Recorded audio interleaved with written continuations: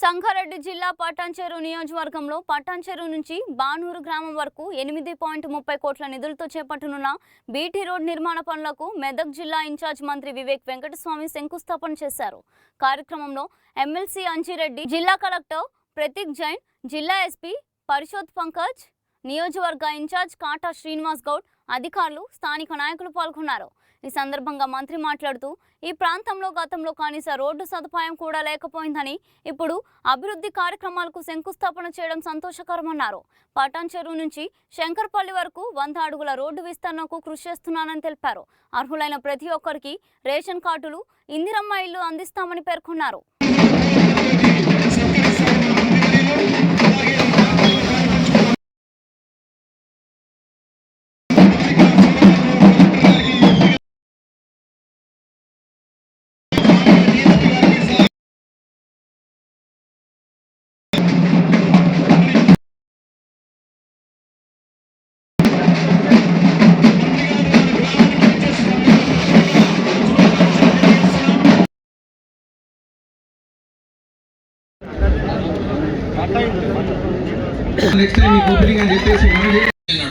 అట్లనే మీకు కూడా భరోసా ఇస్తున్నా.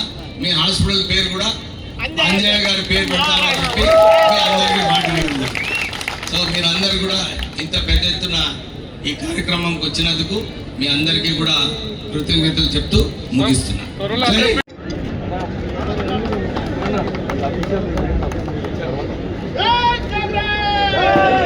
మంత్రి గారికి గ్రామంలో ఉన్నటువంటి సమస్యల పైన మరి వివరిస్తారు. చాలా సంతోషం. ఇంకా కూడా మరి ఈ కార్యక్రమానికి మీరందరూ వచ్చినందుకు, ఇంత విజయవంతం చేసినందుకు ధన్యవాదాలు తెలియజేసుకుంటూ సెలవు తీసుకుంటున్నాం. మంత్రి గారి సందేశం ఉంటుంది.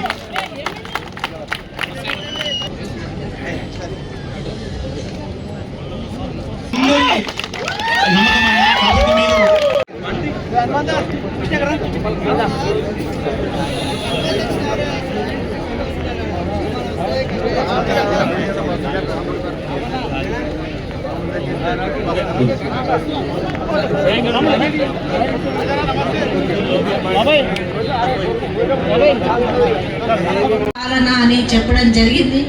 మరి అదే విధంగా అధికారులు కానీ మరి ఇప్పుడున్న ప్రభుత్వ యంత్రాంగం మొత్తం కూడా ప్రజల మధ్యలో ఉంటూ ప్రజల సేవ చేస్తూ ముందుకెళ్తుంది. మరి ఇప్పుడే మరి సర్పంచ్లు అడిగిన ఎంత పెద్ద రోడ్ కావాలి, మాకు చాలా అవసరం ఉందని తప్పకుండా మరి మన మంత్రివర్యులు ఉన్నారు. ముఖ్యంగా ఇక్కడ మహిళలు ఎక్కువ ఉన్నారు. ఈ రోజుకి మరి ముఖ్యమంత్రి గారు ఒక్కొక్క మొట్టమొదటి అమలుపరిచినది బస్సు ఫ్రీ చేయడం జరిగింది.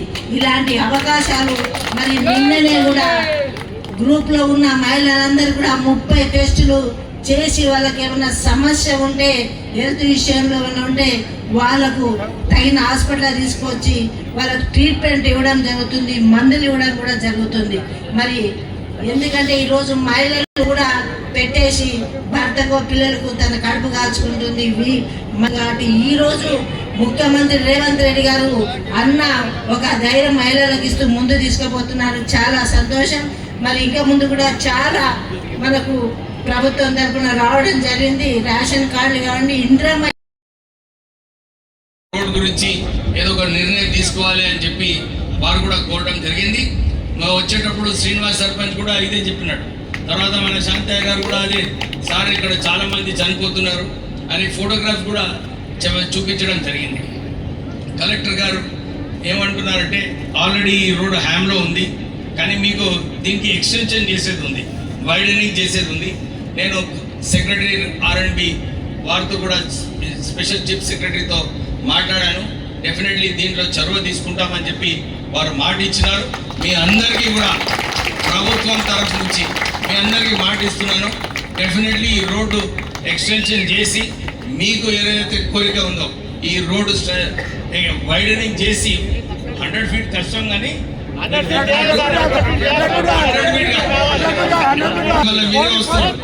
మీ కోరిక మేరకు 100 ఫీట్ రోడ్ ప్రపోజ్ చేసుకుందాము.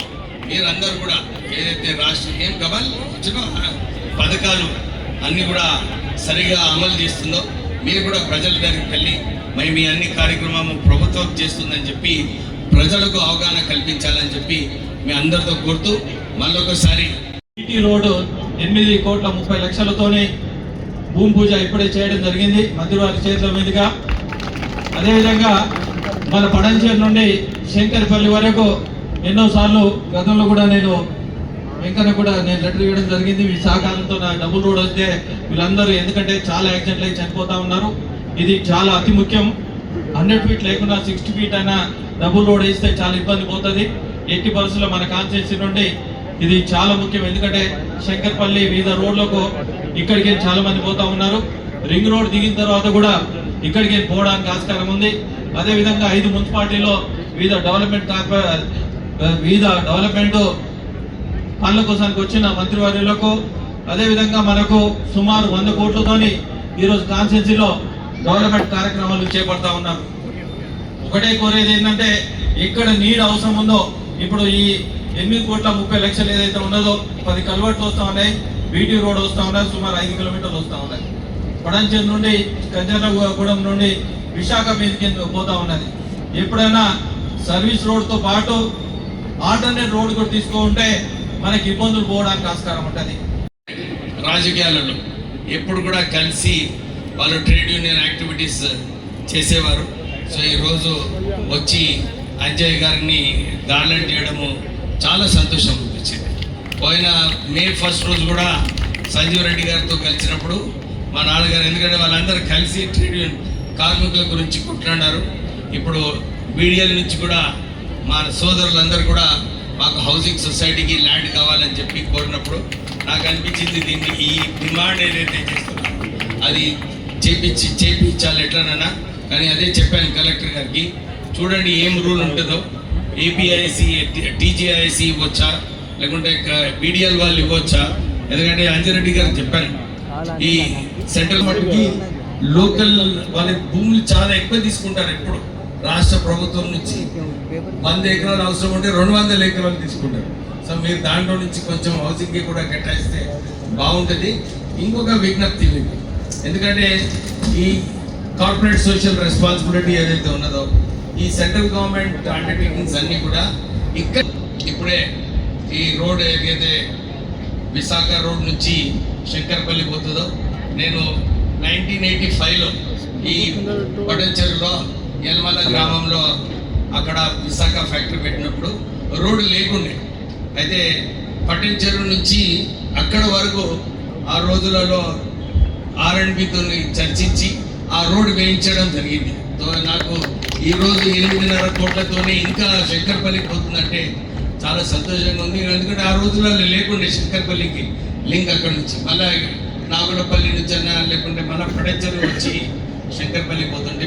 సో 8.5 కోట్లతోని ఈ పనులు ప్రారంభం ఇచ్చినారు. ఇప్పుడే మా చైర్పర్సన్ గారు చెప్పినట్టు రేవంత్ రెడ్డి గారి ప్రభుత్వము, కాంగ్రెస్ పార్టీ ఏదైతే ప్రజాపాలన అని చెప్పి అన్ని ప్రజలకు మేలు అయ్యే కార్యక్రమాలు ఏదైతే తీసుకున్నారో, 200 యూనిట్లైనా కానీ, ఇప్పుడే ఇందిరమ్మ హౌసింగ్ వారు చొరవ తీసుకున్నారు. అసలు మా ఫ్యాక్టరీ కూడా అసలు నల్గొండలో ఉండే, కానీ ఇందిరాగాంధీ గారు ఎంపీగా ఉన్నారని చెప్పి ఇక్కడ ట్రాన్స్ఫర్ చేసుకొని, అప్పుడు ఆ రోజులలో తివారీ గారు యూనియన్ మినిస్టర్ ఉన్నారు, వారి ఆదేశాల ప్రకారంగా మా ఫ్యాక్టరీ కూడా ఇందిరాగాంధీ గారి కాన్స్టిట్యున్సీలో పెట్టడం జరిగింది. సో మంచి స్టాచ్యూ పెడదాం అందరం కలిసి ఇందిరాగాంధీ స్టాచ్యూ.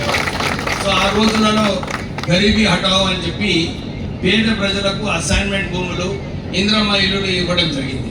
తర్వాత 2013లో కూడా కాంగ్రెస్ ప్రభుత్వం ఉన్నప్పుడు ఇందిరమ్మ ఇల్లులు ఇస్తే బాగుంటుందని చెప్పి ఆ రోజులలో అందరికీ ఇందిరమ్మ ఇల్లులు ఇవ్వడం జరిగింది. మళ్ళీ ఈసారి మేనిఫెస్టోలో పెట్టి రేవంత్ రెడ్డి గారు, లేదు ఏది ఏమైనా కానీ ఈ ఇందిరమ్మ ఇల్లులు అన్ని చోట్ల కూడా మంచిగా కట్టాలని చెప్పి ఒక్కొక్క నియోజకవర్గంలో 3,500 ఇందిరమ్మ ఇల్లులు శాంక్షన్ కావడం జరిగింది. మనం ప్రజలకు మేలు అయ్యేలాగా నిర్ణయాలు తీసుకోవడం జరిగింది. సో నేను అందరికీ కోరేది ఏంటంటే, ఎవరైతే నిజంగా స్తోమత లేదో వారికి కొంచెం కాంట్రాక్టర్లతో, నేను కలెక్టర్ గారు మీరు చొరవ తీసుకోవాలి, కాంట్రాక్టర్స్తో మాట్లాడి కొద్దిగా బేస్మెంట్ లెవెల్ వచ్చే వరకు వారికి సాయం చేస్తే వారికి తగ్గిన ఇళ్ళని అన్నీ కూడా కట్టుకుంటారు. కొద్దిగా దాంట్లో అవుట్ ఆఫ్ ద వే పోయి కొద్దిగా చొరవ తీసుకుంటే ఈ ఇందిరమ్మ ఇల్లులు అన్నీ కూడా పూర్తిగా కావచ్చు. చాలా చోట్ల కూడా, ఎందుకంటే నేను మొన్న సిద్దిపేటలో పోయి కొన్ని ఇందిరమ్మ ఇల్లులు అక్కడ గృహప్రవేశం చేయడం జరిగింది. మా కాన్స్టిట్యూన్సీలో కూడా చేసుకున్నప్పుడు చాలా చక్కగా కట్టుకుంటున్నాడు.